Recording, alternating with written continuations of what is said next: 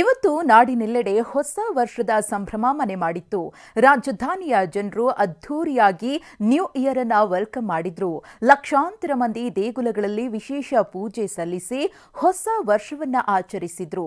ಈ ಕುರಿತ complete report ಇಲ್ಲಿದೆ.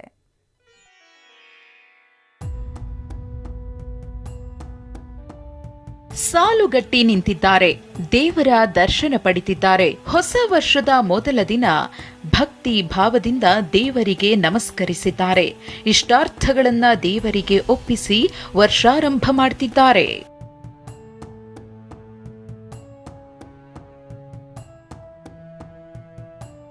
ಹೌದು, ಹೊಸ ವರ್ಷದ ಮೊದಲ ದಿನವಾದ ಇವತ್ತು ನಗರದ ದೇಗುಲಗಳೆಲ್ಲ ಭಕ್ತರಿಂದ ತುಂಬಿ ತುಳುಕ್ತಾ ಇದ್ವು.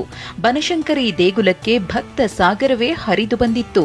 ಬಗೆ ಬಗೆಯ ಹೂವುಗಳಿಂದ ಅಲಂಕೃತಗೊಂಡಿದ್ದ ದೇವಿಯನ್ನ ಸಾವಿರಾರು ಭಕ್ತರು ಕಣ್ತುಂಬಿಕೊಂಡ್ರು.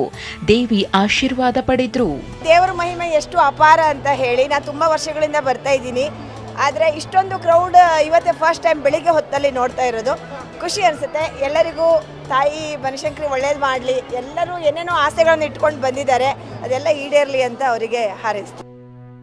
ಕಾಡುಮಲ್ಲೇಶ್ವರ ದೇವಸ್ಥಾನದಲ್ಲಿ ಇಂದು ಸೋಮವಾರವಾಗಿದ್ದ ಕಾರಣ ನಿರೀಕ್ಷೆಗೂ ಮೀರಿದ ಜನರು ಆಗಮಿಸಿದ್ರು.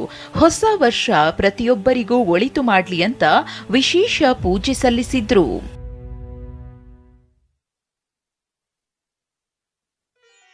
ಇವತ್ತು ಸೋಮವಾರ ಇರೋದರಿಂದ ಶಿವನ್ವಾರ, ಸೊ ನಾವು ತುಂಬ ಸ್ಪೆಷಲ್ ಆಗಿದೆ, ತುಂಬ ವಿಶೇಷವಾಗಿದೆ.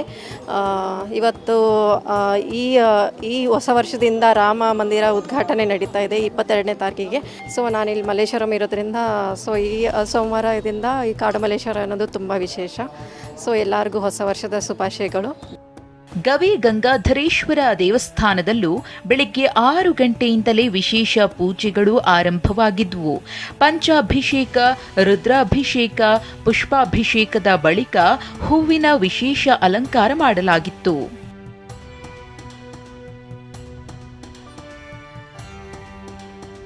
ಶ್ರೀ ಕ್ಷೇತ್ರ ಘಾಟಿ ಸುಬ್ರಹ್ಮಣ್ಯ ದೇಗುಲ ಭಕ್ತರಿಂದ ತುಂಬಿ ತುಳುಕ್ತಿತ್ತು.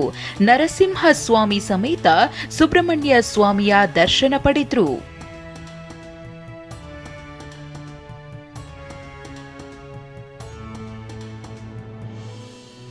ಇತ್ತ ಮೈಸೂರು ಬ್ಯಾಂಕ್ ಸರ್ಕಲ್ನಲ್ಲಿ ವಾಟಾಳ್ ನಾಗರಾಜ್ ಸಾರೋಟ್ ಏರಿ ವಿಭಿನ್ನವಾಗಿ ನ್ಯೂ ಇಯರ್ ಸೆಲೆಬ್ರೇಟ್ ಮಾಡಿದ್ರು.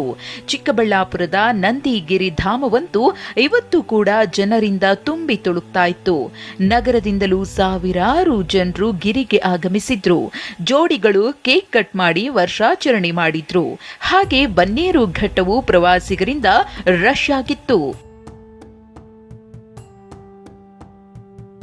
ಹೊಸ ವರ್ಷಕ್ಕೆ ರಾಜಧಾನಿಯ ಜನರು ಹೊಸ ರೆಸಲ್ಯೂಷನ್ ಹಾಕಿಕೊಂಡಿದ್ದಾರೆ. ವರ್ಷದ ಮೊದಲ ದಿನ ದೇಗುಲಕ್ಕೆ ಭೇಟಿ ಕೊಟ್ಟು ಸಂಭ್ರಮಿಸಿ ನ್ಯೂ ಇಯರ್ಗೆ ಸ್ವಾಗತ ಕೋರಿದ್ದಾರೆ. Bureau report, TV9.